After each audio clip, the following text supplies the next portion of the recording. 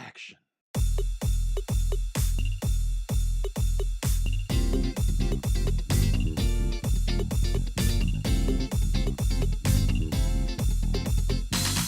Welcome to episode 9 of the Real Game Movie Show. I'm your host, Mike Lovins, and with me as always is my co-host with the co-most, Ryan Provost. Hey, Mike, how's it going? I'm doing good, Ryan. How you doing? I'm outstanding. Awesome. So, so today we're talking about the raunchy comedy Blockers.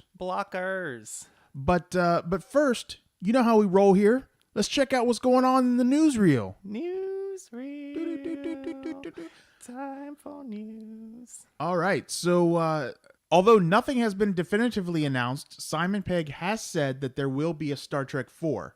It's unclear if this will be based on the story treatment that was talked about last year, in which Chris Hemsworth would reprise his role as George Kirk, the father of Captain Kirk, or if it would be based on the story that was being developed by Quentin Tarantino.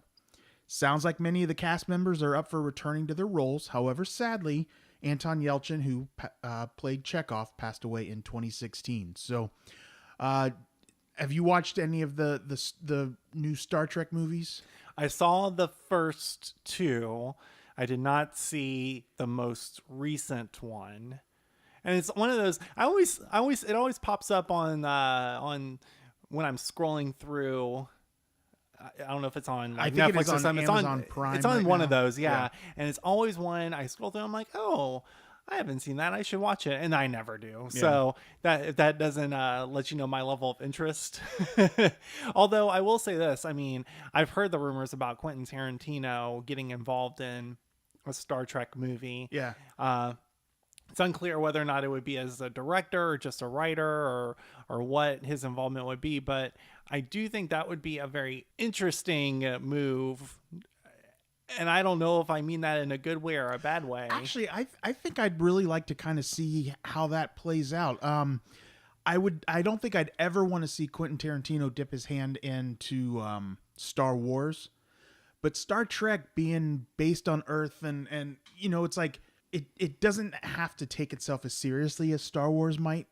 I just don't know. I mean, what are Tarantino's trademarks? They are the kind of snappy dialogue, ultra violence. Well, and he did say that if he did it, it would have to be an R-rated movie. Right. I mean, he could say that about any movie he does. Every movie he does has to be an R-rated movie, at the least.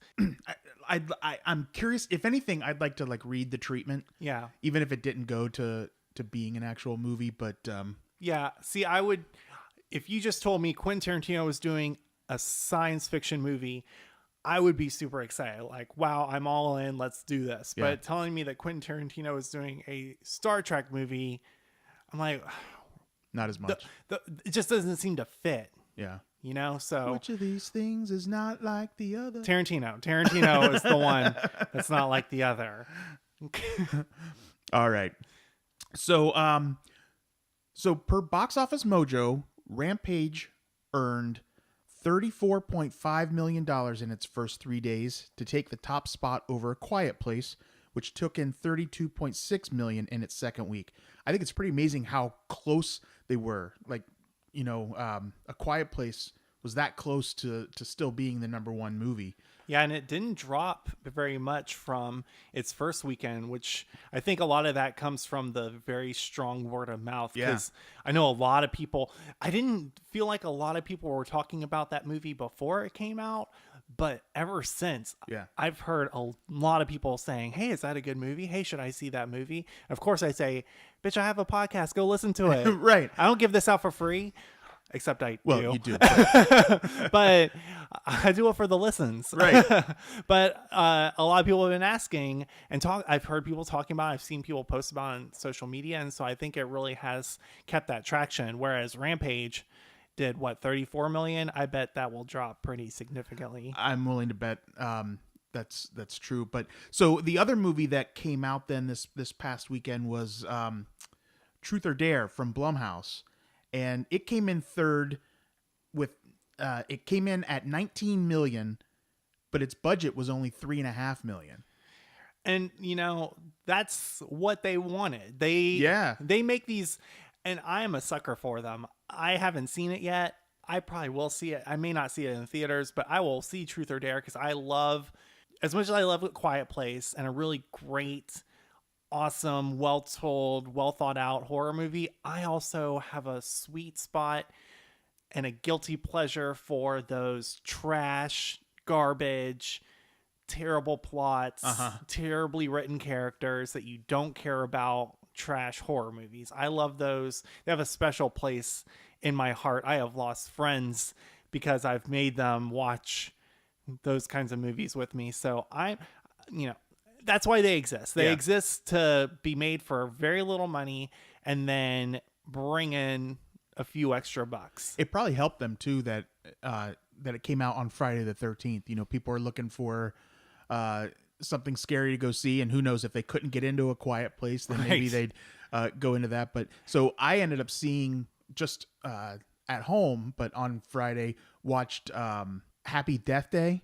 Yeah. I was surprised at how much I really liked that movie. Yeah, I saw it last year, and it wasn't super high on my ranking list of 2017 movies, but it was probably one of the lower movies on my list that I really enjoyed. Yeah, I mean, yeah, it's not one of the best movies you'll ever see, but it's a fun watch. Right. I would definitely, if someone was asking for a good almost that trash horror movie, maybe a notch above it, like not real trash, like actually kind of good, but also not A Quiet Place, not in anywhere near that realm of quality. So getting back onto this story then, so rounding out the top 5, Ready Player One took the number 4 spot, and then getting into the movie that we're talking about today, Blockers, it came in 5th. So it was in its second week and remained in that top 5. So that's pretty good, I think, too, for it. Yeah. So for people out there who aren't aware of what Blockers is, it's a very simple premise. 3 parents try to stop their daughters from having sex on prom night. That's the gist of the movie. That's it. Yeah. So the main cast and the parents that are featured in the movie are played by Leslie Mann, John Cena, and Ike Barinholtz. And the movie was directed by Kay Cannon, and this is apparently her first directorial movie. Yeah, she's been a writer. And she was co-producer on Pitch Perfect 2 and 3 and Baby Mama. She wrote all the Pitch Perfect movies. So she wrote those two? She wrote the Pitch Perfect movies, and she was involved in 30 Rock and New Girl and some other TV. But I think her biggest thing has so far before this was Pitch Perfect. The three of those. And I'll be honest, I'm not a big Pitch Perfect fan. I'm not really into. I saw the first one. I have not seen 2 or 3, and everyone really loved Pitch Perfect 1.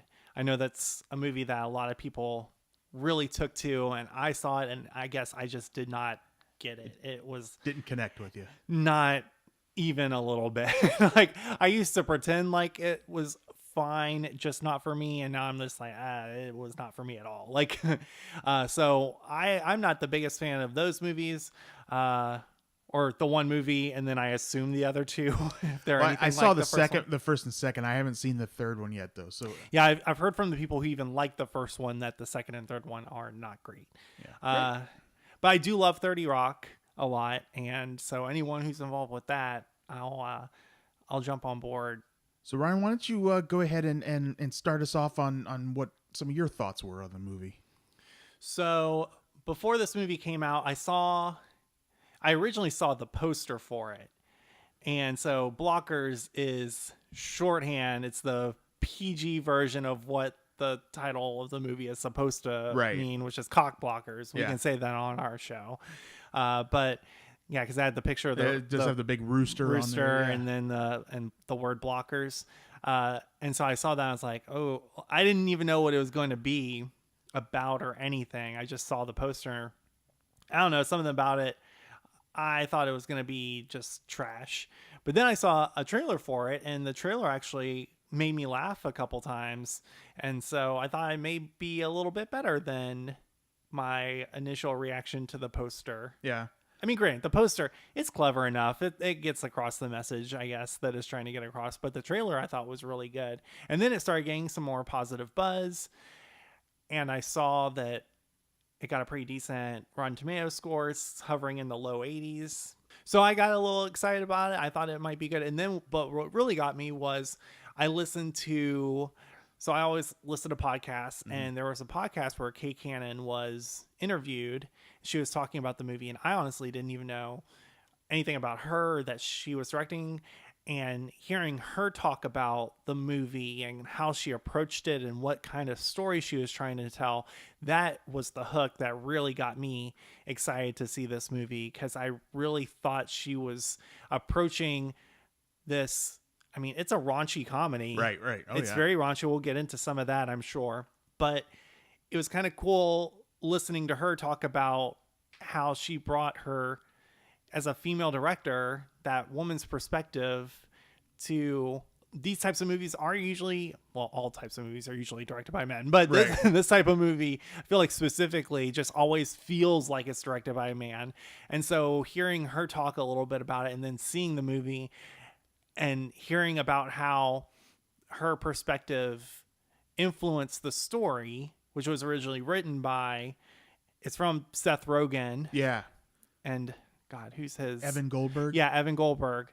And it was really cool to hear how she took that story and put her own touches on it to make it what it ultimately became. And I think the movie was better off for it. I'm wondering, just, given that it was written, by Seth Rogen and Evan Goldberg, how much different this movie could have been with a male director. Well, that's what Kay Cannon said about her involvement in the movie, is that she got the script, really liked it, but then she kind of touched up the parts, because it's 3 female characters who are driving the story, and she said that it was way too focused on the guys they were with and not focused enough on the 3 of them. So she really beefed up those characters. And I thought that's where, man, I really feel like women are killing it in the directing game. I think there need to be more women directors, because they do such a good job of bringing, I don't know, women are just so much better at understanding relationships. I feel like I think female directors are killing it, and it's not just in, chick flick kind of movies, right? They're killing it in every kind of movie. I mean, this is a raunchy comedy, the type of movie you'd expect to be directed by a man. Because you expect every right. You had Patty Jenkins doing, but then you had superhero Patty movie. Jenkins doing Wonder Woman, and it was amazing. And Ava DuVernay doing Selma, a historical drama. I mean, we need more female directors doing all types of movies, and that's what I'm loving about seeing Kay Cannon do this. Is okay. Here's an example of how you give this kind of movie to a strong female director with a very solid comedy background and writing, and she's going to kill it, because she can take these characters and give them the authenticity that a male director may not be able to give to these 3 female leads. Right. I think that's something, if you go back and look at a movie like American Pie, I mean, it's so focused on the guys. Can you even remember many of the girls in that movie? Beyond Bandcamp. But I mean, it's so much of the, I mean, you can remember some of them, but so much of the focus is on the guys, right? They're the ones who are given fully fleshed out characters. Whereas, all you remember is this one time at the band camp story, right? Yeah. That's all that character exists for. And so I feel like female directors give their characters a lot more respect, and they feel a lot more like real people. Us men are just bad at doing that. We make people so one-dimensional, and this, as far as raunchy comedies go, is probably one of the better ones in my opinion. And I think that having Kay Cannon direct it only helped that. So I really liked it. I thought it balanced really well the raunchy setups and the jokes with actually creating these characters you cared about and felt for and could relate to, and who were all very sympathetic and fun and funny. And so I really liked this movie. Yeah. So when I saw the first trailer, I still wasn't on board yet. My initial the thought, butt chugging didn't get you on board, Mike. Come on. too many bad experiences.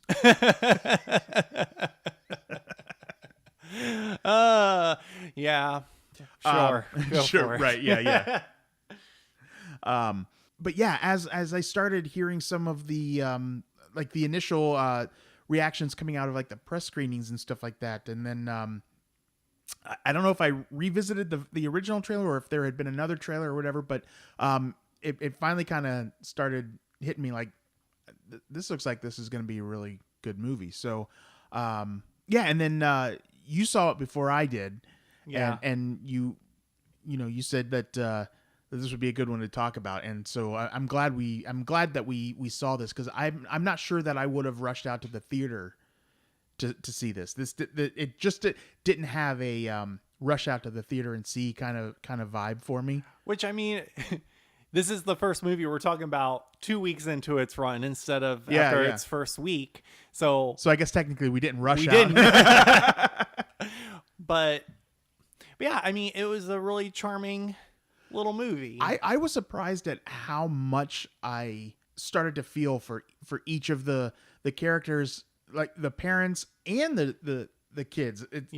Like you've got these kids that are, I guess, seniors in high school, and they're going to prom, and you kind of think that is probably when something is gonna happen. They're gonna want to try and explore their sexuality with with their girlfriends, boyfriends, whatever. But of course the parents aren't gonna want to have it if they find out that this is what's going down. So but we can talk a little bit more too, though, about how we felt about the way that the parents were handling this. Yeah. Well, that's what I really liked about this movie. I thought that's what was really original and fun about the story, is we've seen a lot of these stories where it's kids about to graduate from high school and they're making a sex pact. I mean, it's the plot of American Pie, right? So the twist here is that the kids actually, they seem exactly where you would hope they would be as kids. Right? They are making the kinds of decisions that a 17, 18-year-old would be making. Right. Nothing about what they were doing was surprising. The parents were the ones who had to mature and grow and evolve as characters through the movie. And I thought that was a really cool way to tell the story. The kids, of course, were maturing and growing, but they were doing it in a way that every it was expected. Young 17, 18-year-old does. Right. There was nothing that really came out of their story that was, whoa, that's so different or unexpected. It was more the parents who had issues, whether it was being a helicopter parent who was over involved in their kids' lives, or a parent who let a bad relationship with their ex impact the relationship that they had with their child. Right. So it was more of that kind of focus. And I really liked that. I thought that was really original and a different way of looking at this type of story that has been told 1,000 times. Right. And will be told again. Of course. Yeah. One of the things that I thought was kind of funny with the parents specifically is that, so the movie starts out where the kids are very young. You kind of see it through a video camera on first day of school. The kids are, new girl in school, and all of a sudden these two other girls come up and they're like, "Oh, hey, you want to be friends?" And all of a sudden those are the three girls that are going to be the best friends through the movie. And that's where then the parents meet each other too for the first time. And it's just kind of funny how you've John Cena, who's like this, big guy or whatever is always the one that's kind of like getting all emotional and sobby and stuff like that.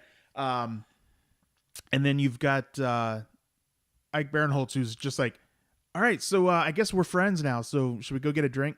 Want to go get a drink? Anybody want to go get a drink? It was kind of funny to see how their relationship started too. Then kind of on a strange foot there. Yeah. And speaking of John Cena, I was super surprised at how well he did in this.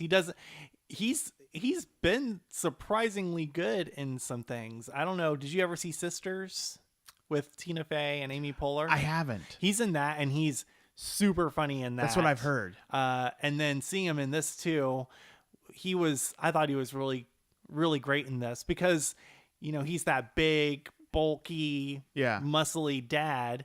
But of the three lead parents, he's probably the most emotional. And he doesn't really do the stereotypical, like, be the physically threatening he really kind of doesn't. guy.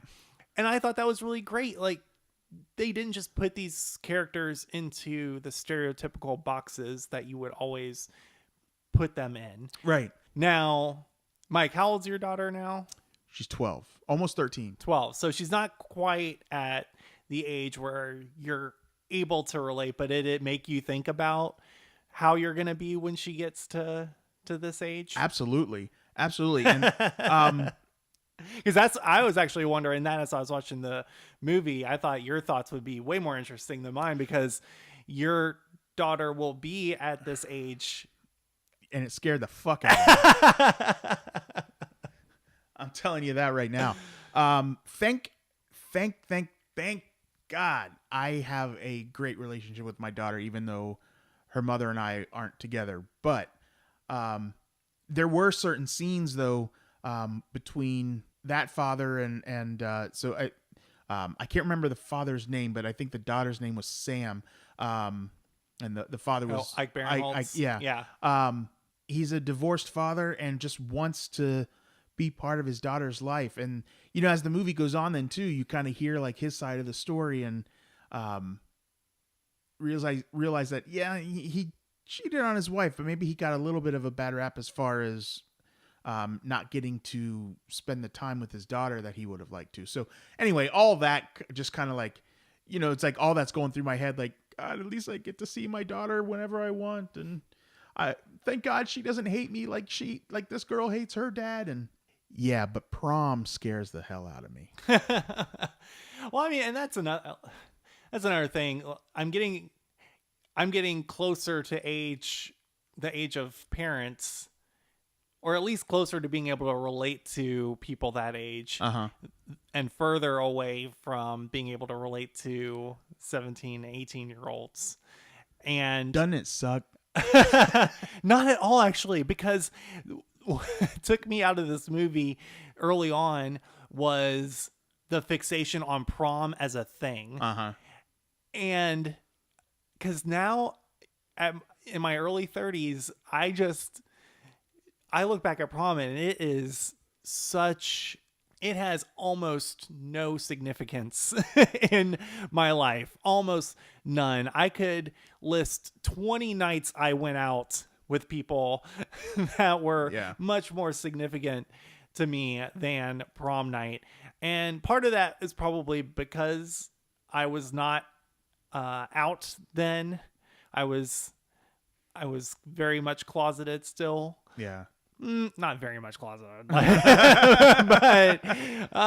we'll go with closeted enough. I was closeted enough still to where I knew that what was meaningful to me was gonna come after high school. So maybe that's where the disconnect is for me. Maybe some straight folks or some people who are out and gay and got to enjoy prom in that way, maybe it's more significant to them. But prom as a thing is just so insignificant to me that seeing it be built up in a movie, that almost seems like, oh, so stupid. I get it. I get why, because from a 17-year-old's perspective, it is. And I'm sure from a parent's perspective, I'm sure it is very significant. Right.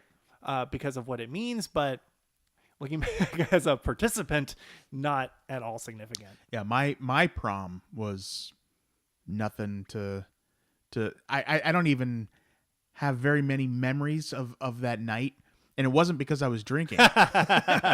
It was so insignificant. I went with a neighbor that lived across the street. You know, she and I went basically as friends.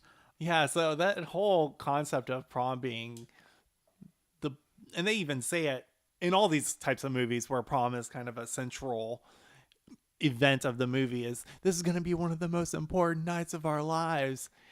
And I just sit there in the theater like, is it? Yeah. Is it really going to be? Well, I like how then, too, that same daughter, Sam, was like, I thought graduation was supposed to be the most important time in my life, not prom. Right. Her dad's like, fuck graduation. Exactly. Yeah, because even the parents are like, oh, yeah, it's so important. And maybe parents place a lot more importance on it because they're reliving it through their living kids. Vicariously. Right. So, but it's not at all important to me. The first time I went to a gay bar is way more important to me than the first time I ever went to prom. First time. More important to me than going to prom. Way more. So let's talk a little bit about. So I brought up the daughter Sam, and through the movie she is kind of struggling with her sexuality.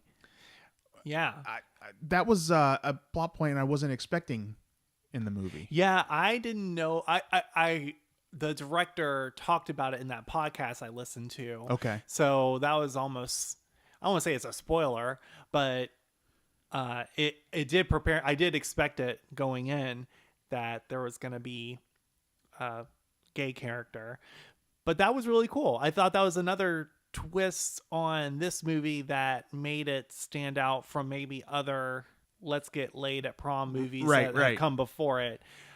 And I thought the way it was handled in the movie was really, really well done. Yeah, it was. I mean, I'd almost even call it respectful. Yeah, for sure. And it was nice. I don't know. It was nice to see that be just another plot point and not, as much as I love Simon. Right. It was nice to see a different coming out story that was just another plot point and not the central part of the entire story. It was just this character's narrative for the story. But I thought it was kind of cool though that her dad kind of already knew, and that was funny. His concern wasn't that his daughter was gonna have sex on prom night. It was that she was gonna do it with the wrong person. Yeah. That was that was a funny twist. Yeah, for sure. But one thing I really respect about this movie, you mentioned Sam's plot point with struggling with her sexuality. There were a million different plot points that this movie had to deal with. I thought it dealt with all of them pretty well. Because you think about, and this was another thing they talked about in that podcast, but think about all the relationships they had to build. They had to build the relationship between the three girls being best friends. They had to build the relationships between each of those three girls and their parents. So each of those, and then they had to build the relationships between each of the parents. Right.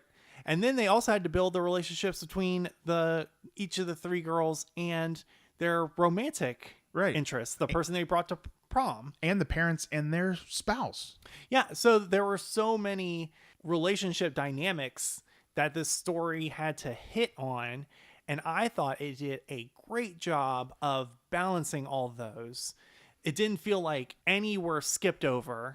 Every relationship was given the proper amount of time, the proper amount of focus, but they also didn't dwell on anything too long to where this movie with all those different storylines could have easily been 3 hours at least, right? But actually it went pretty fast. The pacing was like an hour and 45 minutes. Yeah, pacing was great. And a lot of these comedies, and a lot of people may think, well, yeah, it's a comedy. Of course it's going to be fast paced. There have been a lot of comedies that have come out in the past few years I felt like just dragged on a little too long because they had the parts where they try to get out a bunch of jokes, and then they have the part where it's, okay, let's be serious and move the plot along.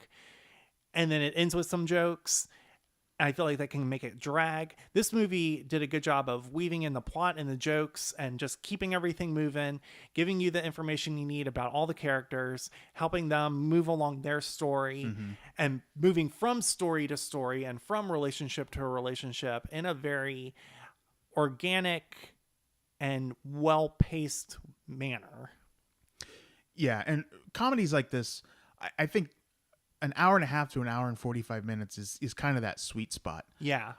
So yeah, they really did a Comedy great... should not be over 2 hours.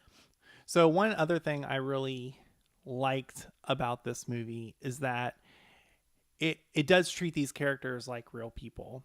So we don't have good guys and bad guys. You know, we don't have people who are... a lot of the characters are flawed or doing things that you think, oh, why are you doing that? But there's no villain in the movie. Everyone has good intentions. The parents are just trying to help their kids. The kids are just trying to do what kids do and take these steps towards being an adult at some point. Well, and you know, a trope that they could have fallen into that I was waiting for it to happen too, but it didn't, was the guys pushing. Right. That didn't happen at all. Right. The guys were super respectful of the girls when they were getting to the point to where they were about to have sex or thinking about having sex. But right, you almost go into a movie like this expecting one of them to just be a dick. Right. And to just be a complete jerk, especially if the girl expresses any kind of reservations about going through with the act. Yeah. But everyone's cool. Everyone's just trying to have fun and be respectful and all that kind of stuff. And I thought that was really refreshing. I thought that was a good example of how things should be there. And there doesn't need to be this one douchebag villain that you see so many times in these kinds of movies. Right. Yeah. I just, that's one of the things that I felt like from a female director's perspective could have, you know, in different hands, could have been like, you know, I'm going to put these guys in a bad light and, you know, make the girl shine. But obviously, you know, like we said, everybody was really respectful. Yeah. I mean, it's just, certainly it was an idealized version. It really right? was. I mean, but it just goes to show that not every teenage boy that tries to have sex with a teenage girl is going to pressure her into it. And also, these girls, they were like, we're going to do this. Right. They were the ones initiating. They were, yeah. I like the scene with Kayla, John Cena's daughter. Yeah. She said to the guy she was with at the beginning, she was like, just so you know, we're having sex tonight. And he's she like, said, I want to say this before we start drinking. Right. And he's like, wherever the night takes us. Right. He's so much more laid back about it and almost taken off guard, like, what? Yeah. We are? And she was like, we're doing this. And so. But then when she says, no, I don't want to do this, he's like, that's cool. Yeah. Yeah. And what's funny is he should be a villain of the movie because they talk about how he's the big drug dealer in the school, but he's still like a super likable character. Cool. Yeah. I really liked that character. He doesn't get a ton of screen time, but when he is on screen, he's really funny. Yeah. And then you got the, of course they paired up like the short chubby kid who is super nerdy with the girl who ultimately is a lesbian. Right. So neither of them are comfortable in the situation that they're in. Right. Which, you know, there again, it's very real. Yeah. I mean, the least interesting of the three couples was the one that was supposed to be the like established, super cute, like totally in love couple. They were by far the least interesting. They had the right amount of awkwardness with the kids, but also you looked at them and they were really kind of cool and kind of people you wish you had hung out with when you were 17 or 18 years old. Now, do you think though that all the measures that the parents took to try and, you know, get to their daughters, and I you know, it's a movie, you've got to have this exaggerated plot and stuff like that, but I felt like they went to some pretty extreme measures that I don't know if real life would be like that at all. I mean, Well, it's a comedy. Yeah. I know. The point. It's supposed to be a little out there. It is. They don't always go for the realism, Mike. This is a movie that featured butt chugging. I don't think it's going for completely relatable. Now, well, this is a comedy. We haven't even talked a lot about some of the comedic set pieces. Was there a particular comedic moment that really stood out for you that you thought was funniest? In a kind of a gross kind of a way, when they all started throwing up in the limo. Oh my God, yeah. All the kids are throwing up. All the kids are throwing up. The limo driver is throwing up. And then one of the girls gets out of the sunroof and ends up throwing up then on the parents' car that's following them. Yeah. I mean, it was just like that series of it, that too. As soon as one of them throws up, that it's going to start That's the thing. that chain. The way we're talking about this movie, people might be listening and thinking like it's a really heartwarming movie. This is a raunchy, filthy comedy. I mean, there are butts and nuts and cocks. I mean, it's all out there. Yeah. Which the hardest I laughed, I think, was the scene where they were breaking into another parent's house, and the parents are these raunchy, freaky parents who are very open about their sex life with their kid, apparently. But they are playing this game where they're in the dark and they are blindfolded and they have to find each other. Hetero sex is weird, Mike. I don't know what these people do. It's so strange. But they're doing that, and John Cena has to find the phone, and then he gets caught between them, and that was hilarious. I was dying. Yeah, that was funny. And the mom was played by Gina Gershon. Yeah. And she's been in movies like Bound, and so she's kind of like from the 90s, she was kind of a big sex symbol. Now she's like the sexy Still mom. Is. There you go. Hey, that scene was definitely the best use of subtitles. That was good. I mean, Quiet Place did pretty well too, but that was hilarious. The subtitles were killing me in that scene. Yeah. This is not just like a little coming of age tale. This is filthy, dirty, fun comedy. It earned its R rating. Exactly. But it did it in a very fun way. It wasn't gross. Exactly. A lot of these raunchy comedies so for instance, they showed a preview for a movie that's coming out later this year I don't even know the name of it, but it stars Johnny Knoxville, and it's about about the theme amusement park. Yeah. And it's basically Jackass with a plot. That kind of movie just doesn't appeal to me. I thought the same thing watching that. I do not. I've never liked Jackass. I've never thought it was funny. I saw Bad Grandpa. Well, how many times do we need to see Johnny Knoxville put on old people makeup and get kicked in the nuts? Yeah. Yeah, not again. It's so tired. It's so stupid. It exists just for those, just to make your jaw drop at how stupid it is. Mm-hmm. And that's not this movie. This movie is smart enough to know why it's funny. Right. And uses that to be funnier than it could have been in the wrong hands. All right. Well, I tell you what, I think at this point, we should go ahead and move on to our takes. Let's take it away. Take me away. All right. So I'll go ahead and start. Yeah. How about that? Oh my goodness. I know, Twist.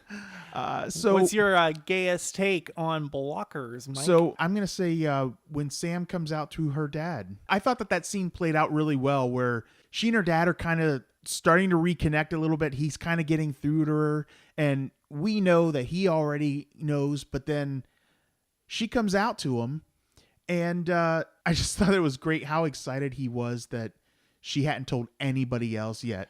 More specifically, it was hilarious because he was super excited that she hadn't told her mom. Or Frank yet. He's like, you haven't told Frank? What? Yeah. He's like really excited that she's telling him first. But it also, you're right. It does tie in that touching moment of him realizing that he's spending the movie worrying that he's too disconnected from his daughter's life. And so that moment where she's willing to tell him first, it means so much to him because it signifies that she does still love him and care about him. And so I thought the part where he was going to take a selfie and they said, no, I don't need it. I'll remember this moment. That was super cute. Right after I was dying laughing when he was like, you haven't told your mom yet, right? And he's just like, you could tell he's like borderline crying, but also like borderline like doing fist bumps, like excited. So yeah, that's a good one. Yeah. Well, mine is also around Sam, my gayest take. And it was kind of, I don't know how to feel about it. In one aspect, it's refreshing. And in one aspect, I was like, really? But the moment where it's almost a throwaway moment when she comes out to her friends, her two best friends. Yeah. She goes up to him. She tells them, I don't even know if you actually hear her. Yeah, they kind of huddle together and she tells them. And then each girl goes, I love you. You're my best friend. You know, that's it. And then that's it. It's done. And it's just like that. And I guess this is me being an old fogey, but I was like, that's it? Like, damn. Right. That seemed like, I don't know. Like I said earlier, they had to balance out a lot of stories and narratives. And maybe we're 28 in 2018. That's just not the most interesting part. The reactions that friends have. It's a just throwaway line. Yep. We still love you. Oh, there's a girl for you. Yeah. So, well, I mean, and so in some ways that's really refreshing, like I said. And in some ways I was like, that's a really big moment. You're just throwing it away. Like it's nothing, but maybe it wasn't as big a deal.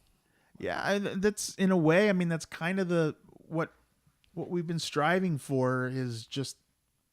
Yeah, we like having that Jennifer Garner speech. Yeah. From Love, Simon. Yeah, but when talking to your peers of that same age, and nowadays it's like, all right, great. Go get your girl. Yeah, girl. That's not how it happened for me, though. That's not how it happened for me. It's a little more drama. So the girl that she was crushing on too. Did you ever watch The Real O'Neills? I can't remember if we've talked about that show. Oh yeah. Yeah. Oh my gosh. I'm just putting it together. She played the lesbian. I thought she looked familiar. I couldn't put together where it's from. Oh my gosh, that might be a recommendation one day. Well, and the woman who played John Cena's wife was like Martha Plimpton's like biggest competition from that show too. Oh my gosh. That's where I know her from. Yeah. I was wondering because I saw both of those characters, both of those actors. I was like, where do I know them from? Both from The Real O'Neills. Yeah. Oh, fabulous. I love show. that. I do too. Oh, that's so great. All right. So what's your... we going you first. All right, we're going to me first. Okay. What is your shadiest take on blockers, Mike? So when right after the vomit scene and the parents' SUV kind of flips up and then eventually flips over, they get out. What made the car explode? Comedy, Mike. Comedy made the car. I know, Jesus Christ! But come on, it was like that was just. I know it was supposed to just. It's just a Don't comedy think about bit. it. This is a butt chugging movie, Mike. It's fine. Just let it happen. Listen, if a movie's good enough that the biggest thing that I could find to say that to throw shade at was that the car exploded. Yeah, I'd say that's saying something pretty good. I mean, I can't tell you what made the car explode, but I also am gay enough. I can barely tell you how a car functions. So there's that. I don't know. All right. Well, what's yours then? Okay. As a man who does enjoy an occasional penis. Okay. I know where you're going. I appreciate seeing dick in a movie. I mean, they show every other body part in movies. You'll see breasts in movies a lot. You'll see the male buttocks in movies quite often. And so whenever we actually get a flash of peen, I get really excited. But you know what, Mike? I could have gone my entire life without seeing Gary Cole's penis, and I would have been just fine with that. Why is the one penis we see in this movie Gary Cole's? Okay. But they do make up for it at the end, because, spoiler alert, we do get a full-on view of John Cena's butt, which was really nice. It was a nice butt. It is a nice butt. It was a nice butt. Very firm. But yeah, I did not need to see Gary Cole's penis. It was my runner-up for my no ma'am. So just Gary Cole's penis. I love Gary Cole. Gary Cole's a great actor. He is so good in everything he's in. He was on The West Wing. He was in the Brady Bunch movies in the 90s. I loved him on those. Yeah. Yeah. So love Gary Cole. No shade at him. Really good guy. Don't need your penis. So that actually was my no ma'am. I'm gonna jump ahead just a little bit.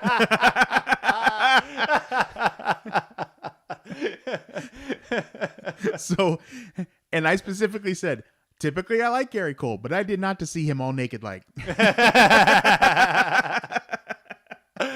Yes. So yes. Yeah, so we're kind of on the same wavelength there. But speaking of liking penis.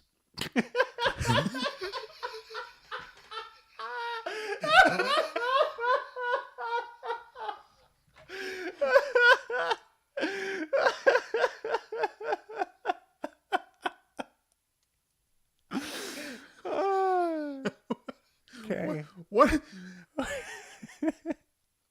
I was actually kind of bothered when one of the girls just compared a penis to just like a plunger or just like a soft dead snake. I'm like, they're better than that. They deserve more. You know what? A lot of shade does get thrown on the penis. A lot.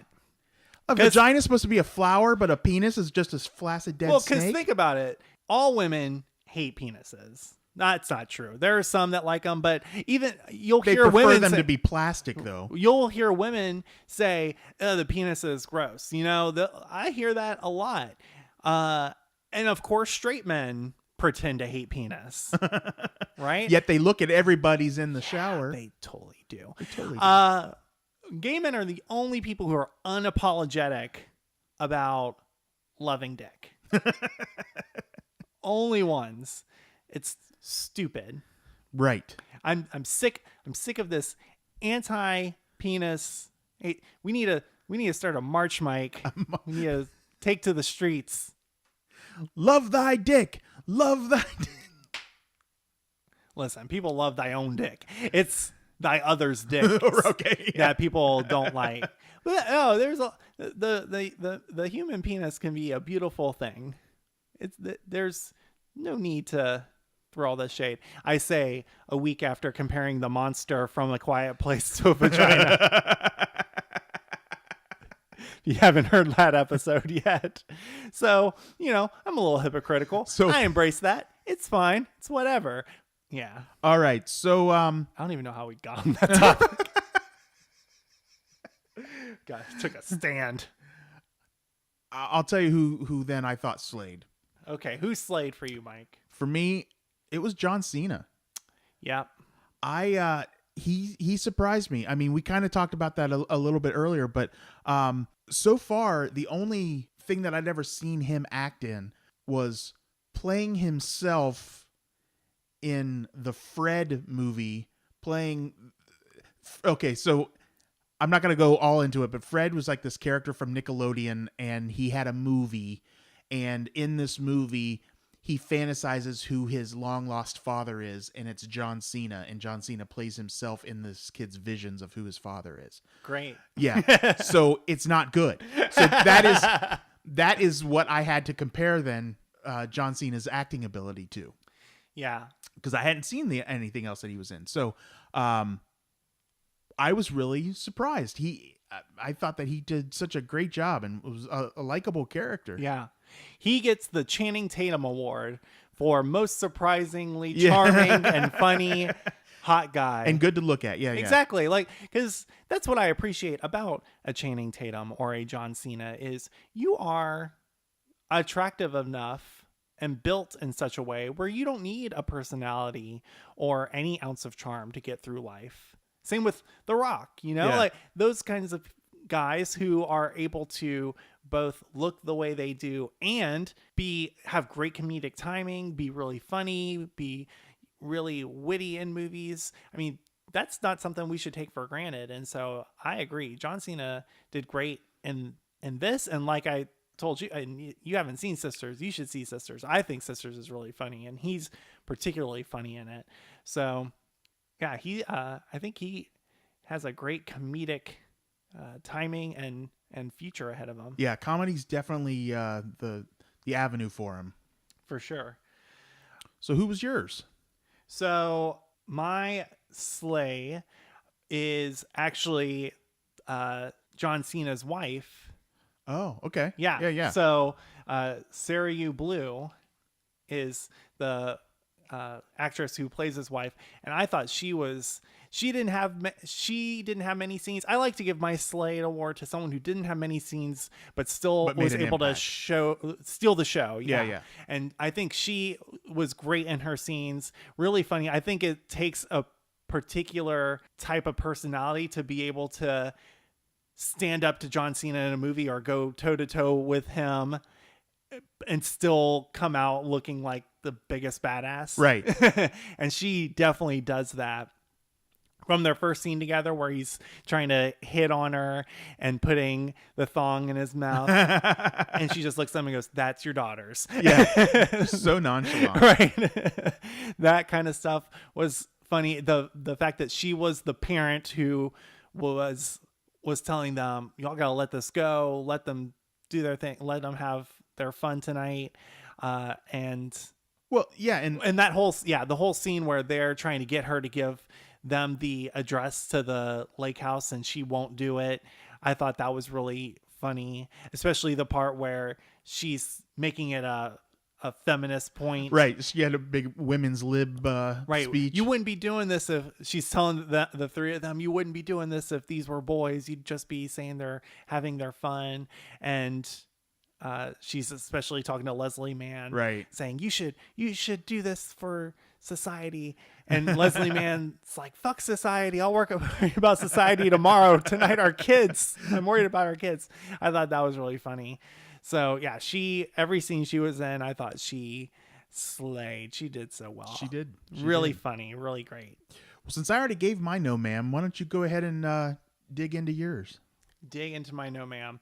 Yeah, I thought all the performances were really great and did what they were supposed to do. So I guess my no ma'am goes to, especially because the three boys who are on their prom dates with the girls, the drug dealer and the funny, chubby, nerdy kid were such big personalities that it made the third guy get completely lost. I mean, he was just kind of there.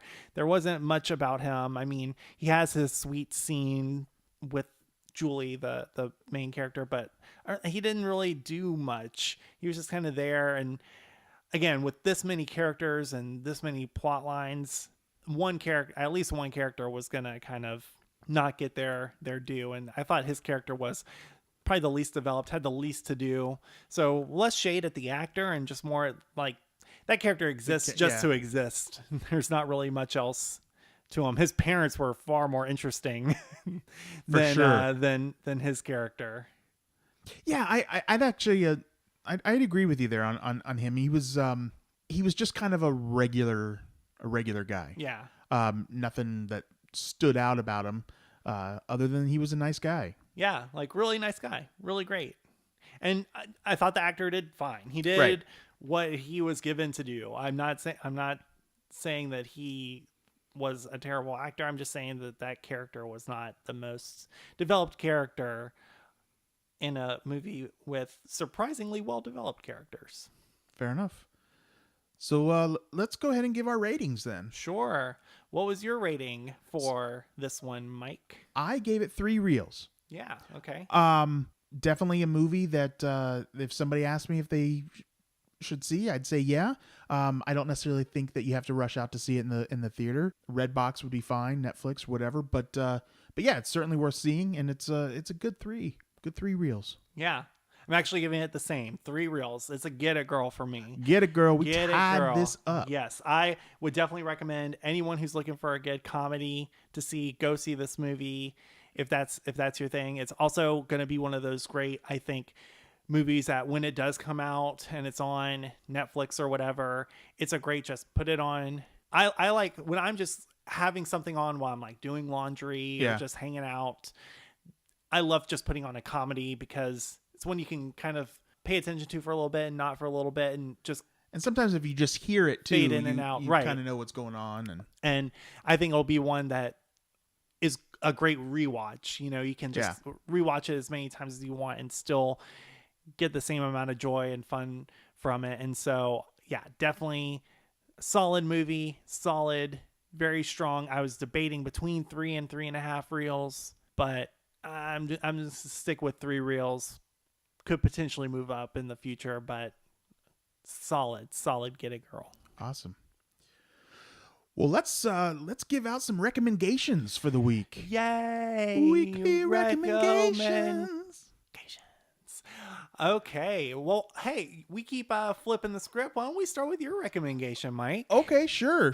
So, Avengers Infinity War is coming out soon. I hadn't heard. You hadn't heard about that one? What is that? Is it an indie film? Yeah.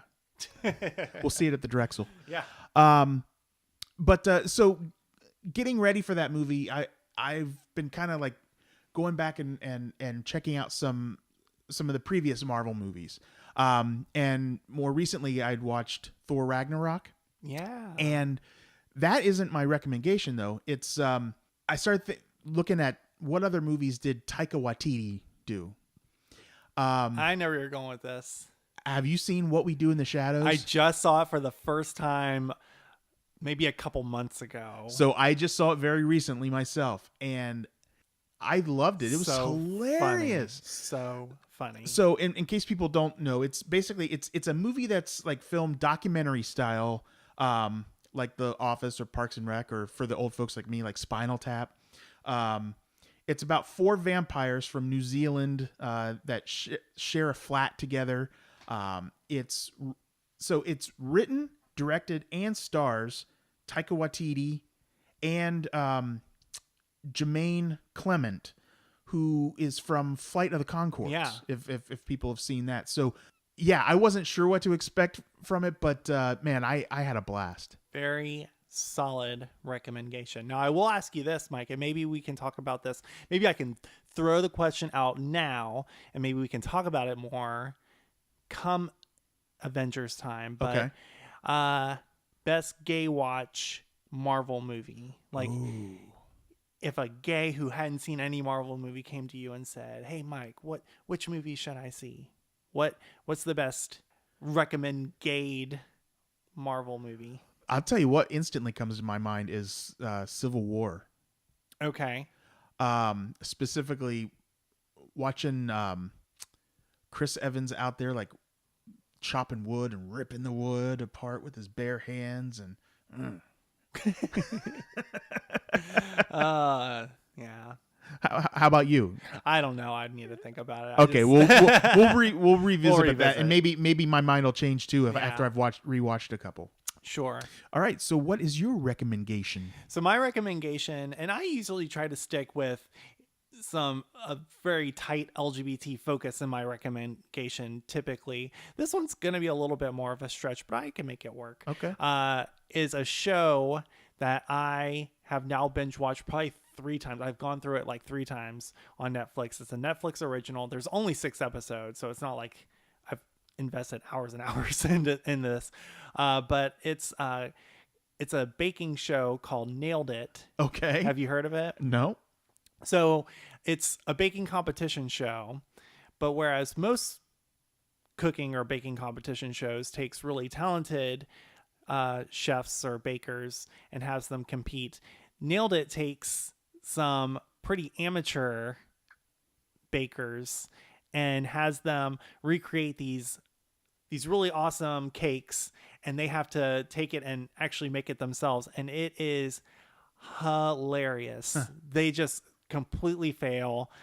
Some of the cakes are I cry from laughing at how terrible some of these cakes are. But the show isn't mean. It's not like pointing at these people and laughing. It's actually real. It's just what happens. Yeah, there's judges, and they encourage them and tell them that great effort. It takes a lot of guts to get on here and do this. Like, they're not throwing shade, they're not being mean about it or anything, but it is hilarious how much of a fail some of these things are. And it's not even just the cakes that are funny. There's just the lack of professionalism in the show. Like, there's an episode where one of the judges literally gets a call that he has to go pick up his kids because there's a babysitting issue. So he leaves the show, and the rest of the show, they're like, is he coming back? And so it's just that kind of thing where it's just not like anything else you've ever seen. I mean, I guess the connection to making it a recommendation is that, there's one or two gay contestants, and then Nicole Byer hosts it, and she's a big friend of the gays. And she's hilarious. Such a great host. How she hasn't hosted some sort of reality show or award show or something yet, I wouldn't know, because she is just so natural and great and funny and amazing. So huge recommendation. Like I said, there's only 6 episodes. It's a quick watch. Yeah, very easy watch. Each episode is only like 20 to 30 minutes. It's not a lot, but it's so good. So very good. So did anybody on there refuse to make a bad gay wedding cake? No. Is there anybody on there that gives you the feeling like they would? No. There is one episode they do have to make a cake that looks like Donald Trump, and one of those cakes is easily the funniest thing I've ever seen. Okay. So very great. In fact, that's the great America that I think we were all hoping for when Trump was elected. Is Make this America cake again? There you go. There you go. But actually, one of the contestants does use the line "Make America bake again." I think. There you go. So, Okay. He beat you to the bad pun game. Damn it. But no, huge recommend. All right. Sure. Well, hey, before we wrap things up here, I want to remind everybody that earlier this week we released a new Rainbow Rewind. Yes. And so we were talking about Mean Girls. Yay. Yeah, so Ryan took the helm on that one. So despite that, it's still a great episode. We love Mean Girls. A lot of you do too. I know it. So, yeah, go back and listen to that one. Make sure you check that out. Yeah, so that's sure. The April Rainbow Rewind. So, all right. With all that being said, then, guys and gals, don't forget to follow us on Twitter @RealGay and Instagram @RealGayMovieShow and like our page on Facebook, which is also @RealGayMovieShow. So also wherever you listen, iTunes, Google, YouTube, wherever, please subscribe. Xtube, Grinder, WBear. I don't even know what that one is, Mike. I don't even know. That's outside your realm. It's outside my realm. All right, guys. So that's it for us this week. Have a real gay day, everyone.